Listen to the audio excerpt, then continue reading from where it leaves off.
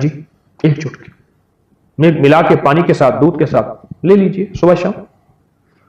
Sugar کا مریض اس کے اور بڑے فائدے میں نے بتائے ہوئے ہیں، لیکن شوگر کا مریض جب یہ لے گا پھر اپنے ہاضمے کو دیکھیں، اپنی صحت کو دیکھیں. جسم جو خشک ہوتا جاتا ہے یا جسم کمزور ہو رہا ہے یا جسم پھول رہا ہے، مزید موٹاپے کی طرف جا رہا ہے. بعض لوگوں کا جسم کمزور ہونا شروع ہو جاتا ہے شوگر کی وجہ سے، اور بعض لوگوں کا موٹاپے کی طرف بے ترتیب بڑھتا چلا جا رہا ہے. جب یہ چیز ہوگی نا، آپ خود محسوس کریں گے کہ آپ شوگر کے مرض سے نکل رہے ہیں. اس دوا کے ساتھ، یہ جو دوا دی ہے، آپ شوگر کی بیماری سے نکل رہے ہیں اور شوگر کی تکلیف ختم ہو رہے ہیں. اس کے میں نے بہت نتائج دیکھے، اس کے بہت کمالات دیکھے اور اس کی بہت تاثیر دیکھی، اس کی بہت برکت دیکھی. میں نے تو لوگوں کو شوگر اور شوگر کی وجہ سے جتنے بھی بھیانک اور سنجیدہ بیماریاں تکلیفیں تھیں، میں نے تو لوگوں کو ان سے نکلتا دیکھا اور واقعتاً نکلتا دیکھا، تندرستی کے رازوں کو پاتا دیکھا.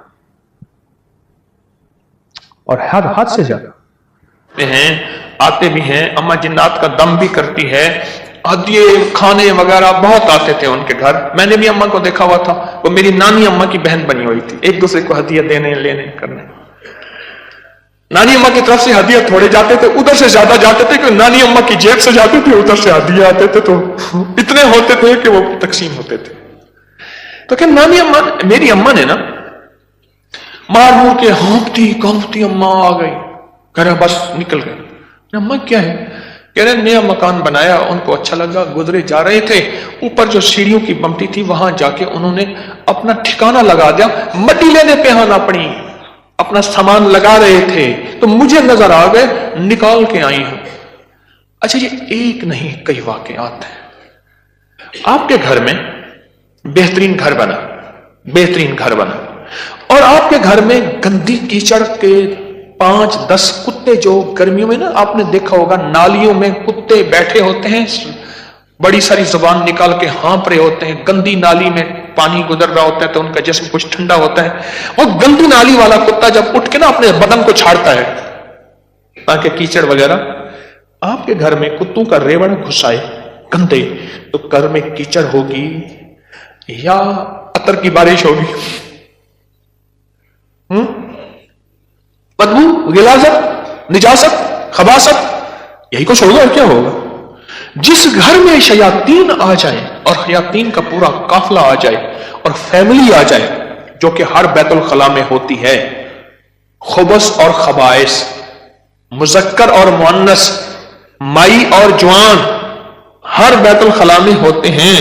جو جتنا بیت الخلاء کو ٹائلیں لگا دے، لگژری بنا دے، ہمیں دھوکہ ڈال دیا اس ٹائلوں نے اور شیشے نے اور کمکموں نے. میرے کملی والے نے فرمایا ہر بیت الخلاء میں فیملی رہتی ہے.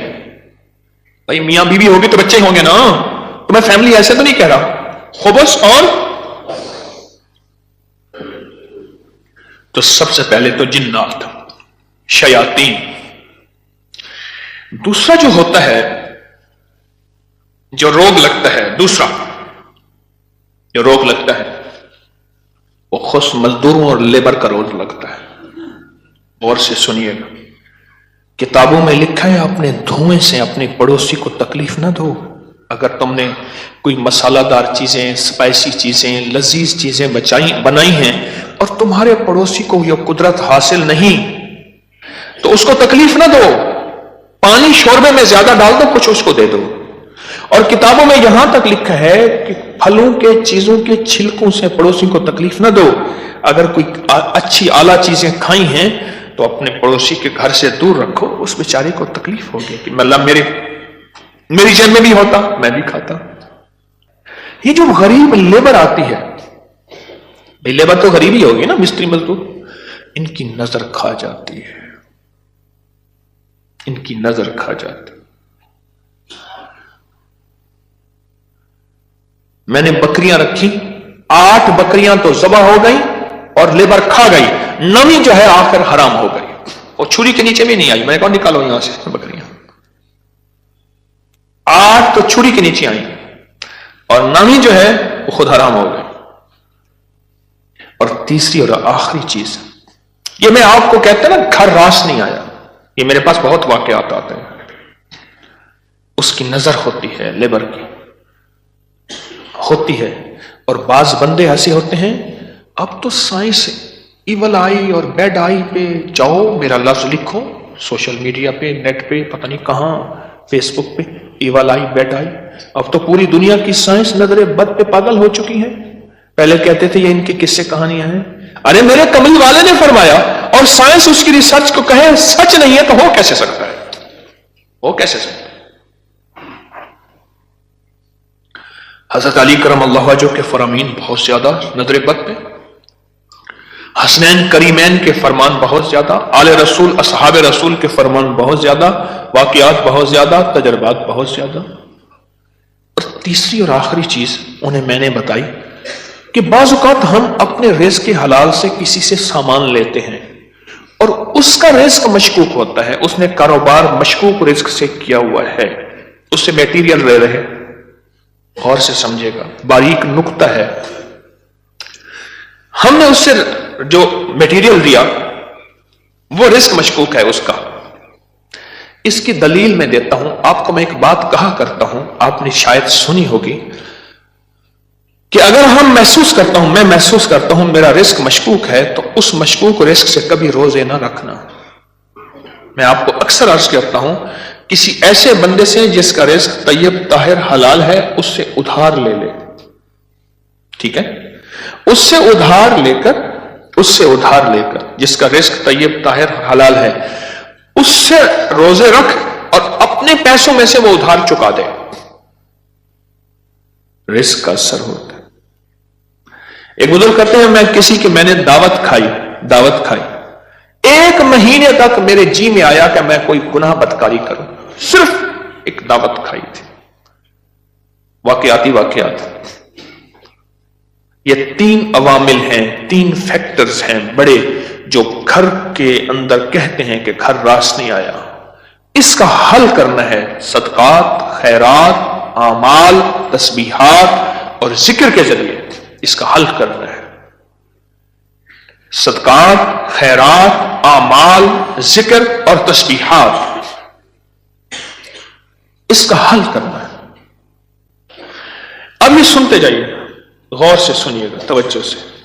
نئے گھر میں جب بھی داخل ہوں سب سے پہلے تو یہ سوچیں کہ میں گھر کس رزق سے بنا رہا. یاد رکھیے گا مشکوک رزق، یا آپ نے ایسا موضوع چھیڑ دیا کہ اس موضوع کو مجھے کچھ بتانا پڑے گا. سب سے پہلے تو یہ ذہن نشین رکھیے گا، رزق مشکوک کبھی زندگی اور نسلوں میں چین سکون نہیں دے سکتا، کبھی نہیں دے سکتا. وہ کیسے ہوگا؟ اس کے میرے پاس واقعات. میں ایک چھوٹا سا صرف واقعہ سناتا ہوں. میں نے کئی واقعے دیکھے. پتہ چلا کہ بیٹا فوت ہو گیا خودکشی میں. گرمی تھی، گھر تھا بڑا سارا، یعنی ادھر بھی گھر کے لان تھا، باغیچہ تھا، ادھر بھی باغیچہ تھا، بڑا بہترین گھر بنا ہوا تھا. اس وقت محسوس ہو رہا تھا یہ گھر کو بنے 35-40 سال ہو گئے. چارپائی جو پڑی تھی تو ہمارے ہوتے ہوئے دھوپ آ گئی، تو چارپائی کو میں نے گھسیٹا اور ایک بیل تھی بڑی خوبصورت، اس کے نیچے لے گئے. ایسی بندہ رو رہا تھا. وہ اپنے علاقے کا مجسٹریٹ تھا، میں نے اس کی مجسٹریٹی دیکھی ہے. بٹھے والے کو حکم تھا کہ اتنی اینٹیں پہنچانی ہیں ورنہ بٹھا کسی شکایت کی وجہ سے سیل ہو جائے گا. سیمنٹ والے کے ذمے تھے کہ اتنی سیمنٹ کی بوریاں پہنچانی ہے ورنہ تو 2 نمبر سیمنٹ بیچ رہا، تجھ پہ آبجیکشن لگ جائے گا.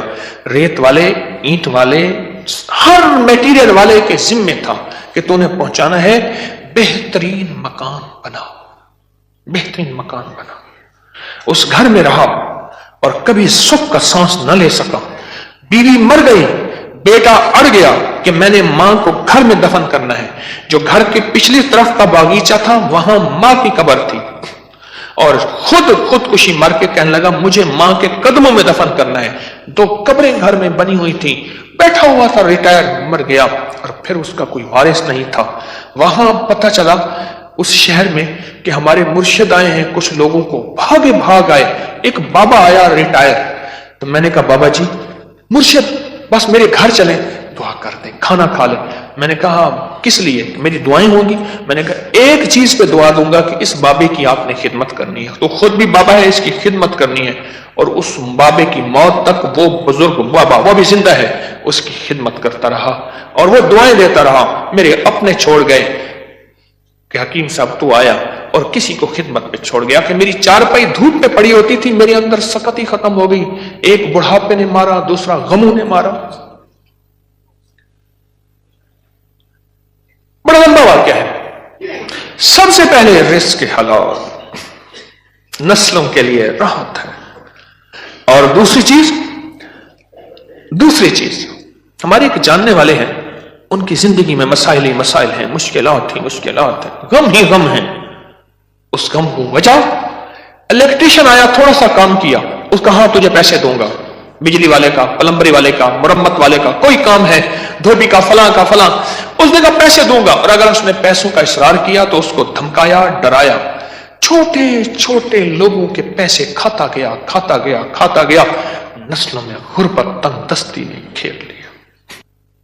اب مجھ سے اعمال پوچھتے ہیں، اور رزق وہ ہوا جو کالا ہوا، دھن کالا ہوا، اور جس میں غریبوں کی آہیں ہوئی، تو میں کتنے اعمال کر کے اس گھر میں کیسے سکون پائے گا؟ مجھے بتا تو صحیح۔